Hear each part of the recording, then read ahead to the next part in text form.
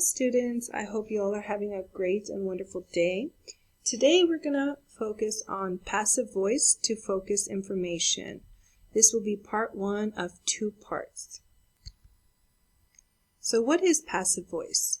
Passive voice allows you to focus on the person or the thing that is receiving the action. So rather than focusing on the one who is performing the action, you are going to focus on the one who gets, experiences, or receives the action. The most important thing will be the subject. That person, that thing will become the subject of the sentence. So when do we use passive voice? We use passive voice for multiple of reasons. First, we use them to focus, to change the focus of the sentence. We also use it when we don't know who or what caused the action, or when there is scientific information or factual writing that needs to be put down formally. We use it in that case as well. And we use it when the subject is very long and it improves the style of the writing. So today we're going to focus on the changing of the focus of the sentence. So how do we make the passive voice? It's very simple. We make passive sentences by using the verb to be and the past participle of any transitive verb. Forming the passive voice is very simple when we understand that we generally write or speak in the active voice, and then we want to focus on the object rather than the subject. So look at this active sentence here. The architect designed the new library in a modern style. Right now, this is an active sentence and it's focusing on our subject, the architect. However, I don't feel like focusing on the architect. I feel like focusing on the new library. I want to know more information about the new library. So then that's when we want to change the active to passive, when we want to focus our information to something different. So if you look at this sentence, here's our passive sentence. The new library was designed in a modern style by some architect. So here, as you see, now my focus has become the new library. This is my new subject. And then my old subject, which was the architect, is now my agent. The agent is who did the action. And the new subject is who or what received the action. Here's another sentence that focuses information on the receiver instead of the person or the thing that did the action. The entire structure was conceived with the nomadic lifestyles of modern students and faculty in mind. So here we want to focus on the entire structure. We don't care about, or we don't even want to look at the architect or who conceived it. Another reason why we use passive for focusing information is when we want to report something or an opinion without saying whose opinion it was. So look at this sentence here. His work in Friesland is increasingly seen as the way of the future in Europe. The focus is on Monderman's work, and the sentence emphasizes his reputation. So passive here, the passive voice here, helps us focus on his work and that we acknowledge it as to be good work. We don't care who said it. We just know that it was seen as that. It's viewed as that.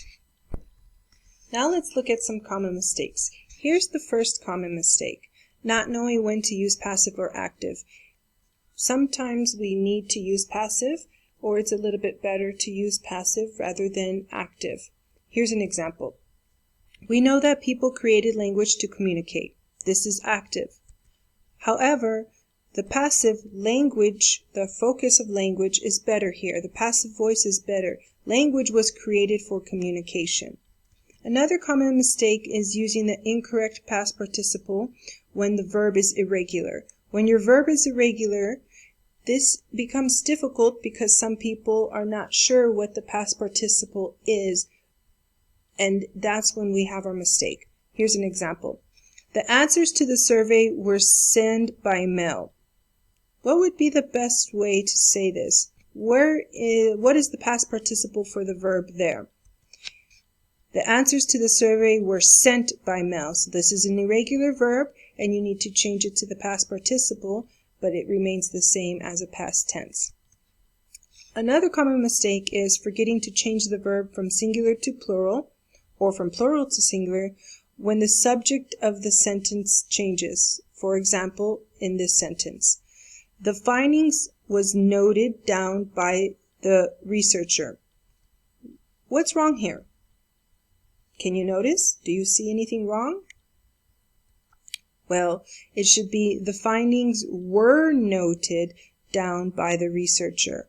Was is for singular and were is for plural. So here, this is not matching up with our subject right now. And this is the most common mistakes that we have in passive voice. All right, now it is your turn. Let's do some activities. Here are the activities from your book. This is on page 150. So, you will read the sentence and then you will circle the best sentence to follow it. So you will determine what sentence should come next. For example, here we have Mondermen distinguished the social world of the town from the traffic world of the highway. They told us that B, the traffic world is designed for cars, should be the next best sentence. Why would that be the next best sentence? Think to yourself, why wouldn't I say engineers design the traffic world for cars? Well, here the reason being is the first sentence ends with the traffic world, meaning this sentence. We're talking about the traffic world. It ended with that. So if it ends with that, then the next sentence should be focusing not on the engineers, but on the traffic world again. So the engineers are not important at this point. So now I want you to take a moment, read number 2, number 3, number 4, and 5, and tell me which one would follow best after this sentence. So after the sentence 2, would it be A and B? And then you would go on so forth. All right, so if you chose BBAA, then good job, you are correct. Number 2, we're looking at the focus of behavior. The pronoun we does not really add any information, so the passive voice is better here. On number 3, the passive voice is better because both sentences are about drivers, all right? So we're focusing on drivers. On number 4, the passive is a little bit awkward, so we ended up staying with the active sentence, which makes the driver's responsibility clearer.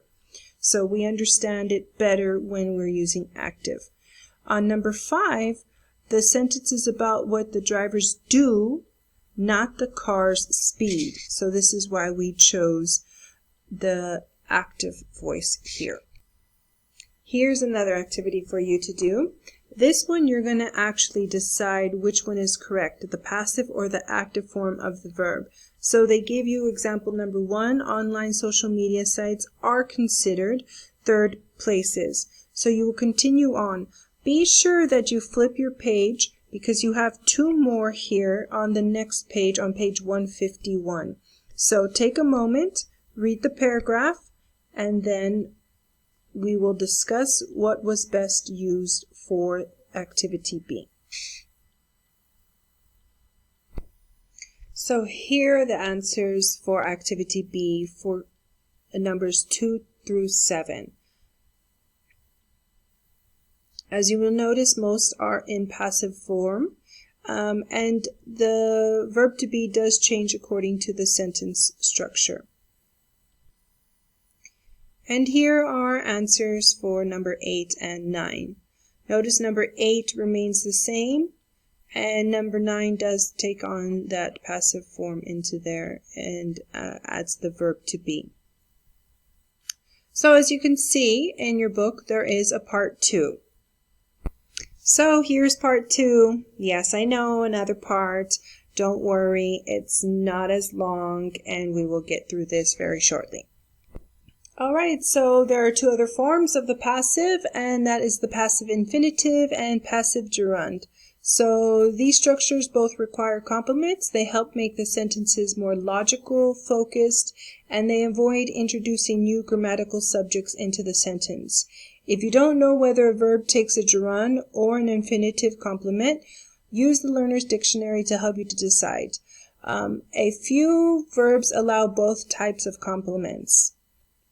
Remember that only transitive verbs can form passive voice, yet some verbs have both transitive and intransitive. So let's look at this just for forming the passive infinitive and passive gerund. So notice passive infinitive, you need the verb to be and the past participle. Make sure that you're aware of your sentence tense.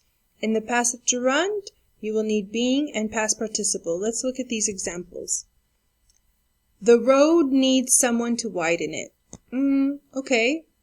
Do I really need the object someone? Do I really need that? No. So I would just remove that and then leave it as a passive infinitive. The road needs to be widened. And then that's when the sentence makes a little bit more sense and is clearer. Let's look at the passive gerund. Here we have customers like coffee shop owners treating them as members of a community. Even coming out of my mouth, that sounds weird. So when you're listening to it, you're like, okay, do I need to know that customers like coffee shop owners treating them? Or do we generally just like being treated as members of the community when we're customers in any place, not just in a coffee shop? So best using a gerund would be customers like being treated as members of the community. All right, now it's your turn. So take a look at the activity C in your book. You will see that you need to complete each sentence with a passive infinitive or a passive gerund. Use your dictionary if you're not sure which one would complement it better. The number 1 has already been given to you, and it states, the architect agreed to be interviewed for this story. So what is that? Is that gerund or is that infinitive? So that would be infinitive. Remember, infinitive has to have the to be and then the past participle. Read numbers 2 through 5. Take a moment and then determine what you see fit as the infinitive or gerund to be best.